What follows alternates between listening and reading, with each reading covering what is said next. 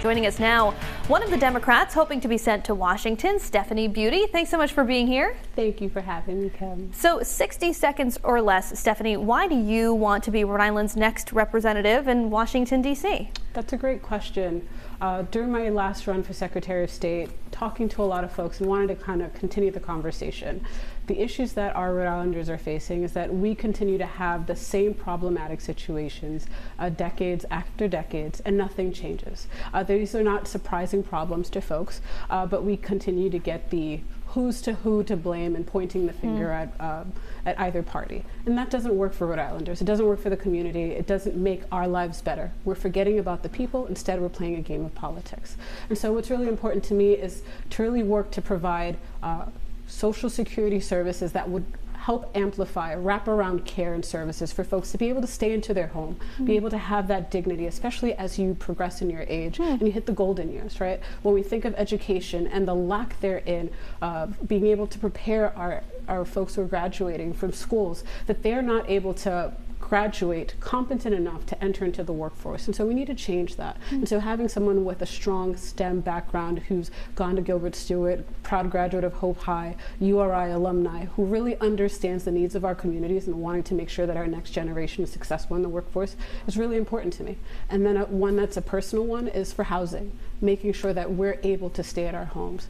The conversation of housing is no longer limited to mental health issues or substance abuse. That's not what it is. If you are someone who's been laid off, or you've had a family medical emergency, or some type of personal circumstance beyond your control, and heaven forbid you've experienced all three, right? You are literally at the cusp of homelessness. It is surprising to me that now is the time that people want to respond to that. And I think that we need to do a lot more to be more proactive rather than reactive. You mentioned a lot of different issues there, but what do you think is the single biggest issue facing the voters of Congressional District 1 right now? I think of my mother. I think of my grandmother. I think of the families who we support and the lessons that she's provided me about taking care of our elders. And I think that our elder community is completely at risk. They're being forgotten. There's so much conversation around so many other rights that they are being lost in this conversation. And I think our baby boomer generation, as we're looking at Social Security and Medicaid, there's going to be nothing left. And so what are we doing to provide wraparound services so people can stay in their homes, that they don't have to look at nursing homes as something as the end goal for them, that they can stay home should they choose to, and also that they'll be able to have sustainable care within the comfort and live in decency. I want to ask you some rapid fire questions, so single word answers, if you will. Are you pro-life or pro-choice? Pro-choice. Would you support or oppose a federal ban on so-called assault-style rifles like the AR-15? I think that we need very much comprehensive gun reform in Congress. So support. Support. Would you support or oppose legalizing recreational marijuana on the federal level? I would support recreational marijuana on the federal level, yes. Do you support term limits for members of Congress? Absolutely, I do. I think it's really important that folks who have come to serve understand that they have a job to do. And when you put a term limit to it, you've got a goal to hit, right? What do you think it should be?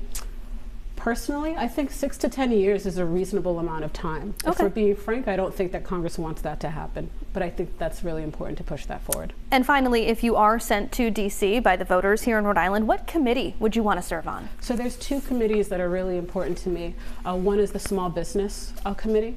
Rhode Island is 98% small business. I spent a lot of time meeting every Saturday, I call it Small Business Saturdays, talking to community members, local folks, on how to make sure that their businesses stay open. So that is a passion project for me, and I would love to serve on that.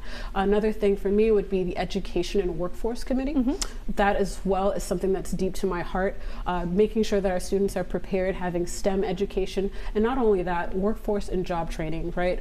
Not everyone is made for college. That's great if you're able to do so. But when we're thinking about good paying jobs, I'm thinking about labor unions, I'm thinking about welders, I'm thinking about plumbers, I'm thinking about electricians. There are good paying jobs out there. There are folks in technology and coding and design and project management. There are amazing jobs out there, and I think we need to prepare them from high school to be able to start from day one. All right, unfortunately, that's all the time that we have. Stephanie Beauté, thanks so much for being here. Thank you so much for having me, Kim.